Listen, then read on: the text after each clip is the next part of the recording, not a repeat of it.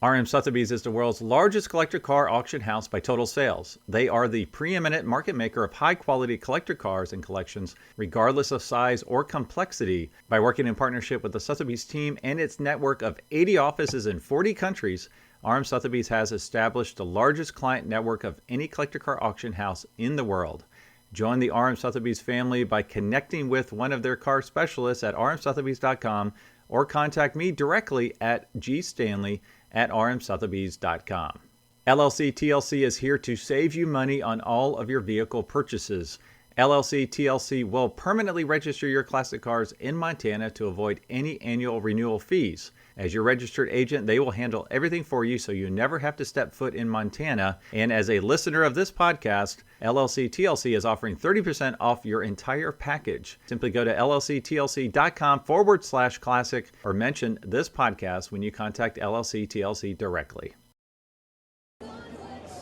All right, so welcome to the Collector Car Podcast. I have Riley Hopkins here with a car that he built, and I want him to tell us all about it. So take it away, Riley. Well, I've always liked the Curtis 500S American race cars because I like their shape, but they always had these just huge engines, solid front axle, solid rear axle, and bacon rinds for brakes, so they just kill everybody in a straight line, and then it was over. Yep. So I didn't want to make a Curtis clone or anything like that, but I wanted something reminiscent of it, but with four-wheel independent suspension and legitimate brakes and all that sort of. So anyway, before I used to manufacture machinery that produced sportswear screen printing machinery, and we sold the companies, and I needed something to wean myself from employees. So we happened to be down in Southern California with a friend who used to be the editor of Hot Rod and Carcraft, and we got invited over to Jay Leno's shop when he was going to be doing an interview with Ken Gross on a Saturday, so the place was closed. So anyway, I got a chance to talk with Jay about this project, showed him some sketches and stuff, and I wanted to know if, building a very limited production 10 only car run would make sense. And he was actually very complimentary, didn't laugh at it. Right, that's important. Yeah. Right.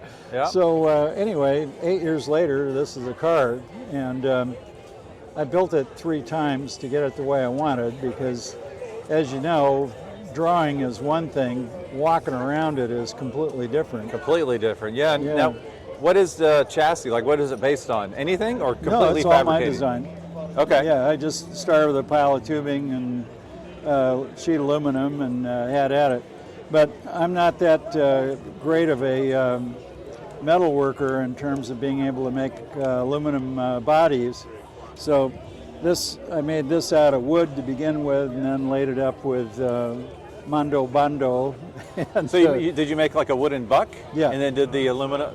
No, eventually? I didn't do the aluminum. Okay. This is actually fiberglass for the compound curve. Oh, yeah, I can see it now. I can see it underneath there. Okay. Yep. And then I wanted motorcycle fenders, but I didn't want to have them slammed right on the tire like most motorcycle fenders you see. Yep. So I wanted it to look like it was a fender that was attached to the chassis instead of onto the wheel. Okay. Yep. So anyway, I fudged.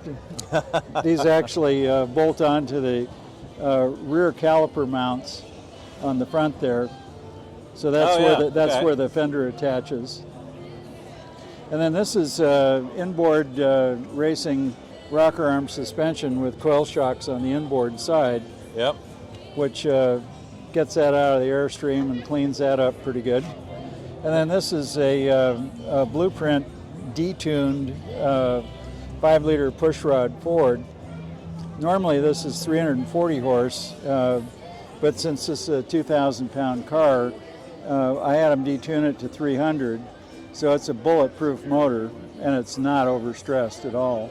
Yeah, I heard you pull in, and I was like, whoa, what is going on there? Obviously, we got big side pipes on each side. And oddly enough, those are 3-inch, 18-inch glass backs that I welded in there. Wow. This windshield, I wanted to have some curvature to it, And this wound up being the top 10 inches of a Volkswagen Super Beetle windshield. And I made cast up some uprights, and it's really worked well. Now tell me, what was the reasoning for this color that you picked? Well, I've always kind of been a fan of Screamin' Yellow and also Arrest Me Red. So there you go. The Mustang next to it has a special red. So that's your 66 Mustang Fastback next to it. This has got a little bit of fluorescent to it, and I figured I'd be successful if I drew bugs, and this is a bug magnet, so I figured I got the right color. So I see Willwood brakes all around. Are these big Halibran styled wheels? Yes, they're from Circle Racing. I've designed some wheels that I want to cast up, because this wheel and tire combination is over 80 pounds each, which is crazy. Yeah, so you got a lot of rolling mass. Yeah, you do. But I've always liked the Halibran kidney beans. Oh, yeah. So this was nice. And on the dash there, I didn't want to be crawling around underneath the thing, hooking up the electrics. So I put a piano hinge across the bottom, so the dash drops down. Oh, okay. And you can actually access it very nicely. So this whole dash will just drops down. Hence why you have the opening there. Yeah. Oh, that's pretty cool. The piano hinge is all the way across the bottom. Yeah. So then the fenders, these are 1032 fasteners, so you can pop the fenders off pretty easily. Right. Very cool. So it's been an interesting project. We've been busy on some other stuff, so I haven't gone after marketing this like we'd originally planned, but it's so still... So it's the goal to sell 10 of them, you said? Yeah. Okay. And no more than that, so it was a known value. So how do you title the car for road use, such as this? It's not sold with the engine. Ah, there we go. Yep. Yep. And is it dual gas tanks? No, it's one gas tank, just dual fillers. Dual fillers, okay. Yep. Very cool. A lot like Riley Hopkins. Yeah, that looks like Valerie. And the driver carries no cash. Would you... It's the guy I raced Formula Atlantics with. Oh, that's cool. He was racing for a cash company. Would you be up for firing it up real quick? Sure. Just to take a listen to it? Down here, but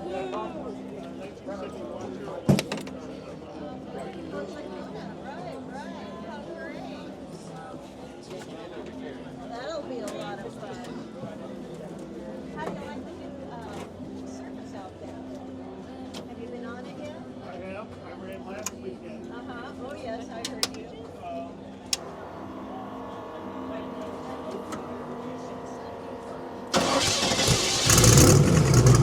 Ah, sounds great.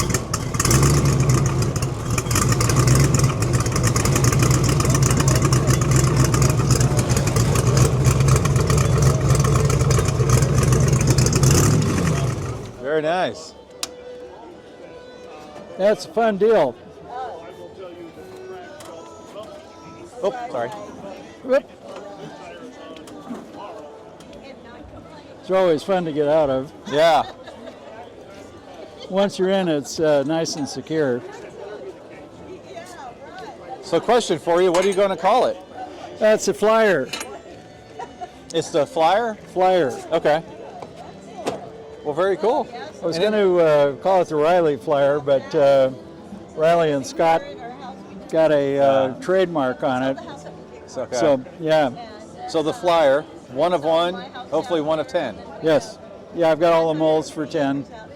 So should be fun. We cast up our own door hinges and the usual stuff. Since I've been in manufacturing for a long time, making stuff in quantity is second nature. Well, thank you so much for sharing the Flyer with us. I love it. Well, yeah, thanks. And thanks for coming to this event. This is its second year. And the fellow, Niall, STEP that has organized this really done an extraordinary No, it's job. amazing. Amazing show. Yeah, and for a second year, there's over 165 cars here. Well, while I have you here, tell me about your Mustang, because I'm Oh. a huge Mustang fan. I've got a 65 Hypo Fastback. You got a 66 GT Fastback? Yeah, and it actually it's about a 3/4 Shelby. It has the reinforcement Yep. subframe under the rear. Yeah, so you and, hit the little thing, you can feel, yeah. Yeah, and it's also got a lowered stance. And they put a Tremec 5-speed in it, which is really nice. I had one of these originally that had the 4-speed. Yeah, and mine I has a always 4. wanted some sort of an overdrive. You want one more? Do you mind popping the hood? Sure. It's I haven't done anything with it, so Sure. shield the camera from the dust. So it's an A code. Yep. Let me get my other hand in here. Pony interior. Aftermarket shift knob, after not. Hey, how are you? Yes, I do. I'm in the middle of an interview here. Nice to see you. Yep. A code. So this crossbar Yep. here, which was the famous Carroll Shelby design, Yep. found out later you can get it for $9 because it's the California export. Or I mean the Mexico Export brace. export. Yeah. You got a fiberglass hood. Yep. Very cool car. Yeah, it's nice. Well, thanks for sharing both your cars with me. Well, indeed. And thanks for getting a chance to talk. Yeah. And say hi to Jay next time you see him. Will do. All right. Perfect.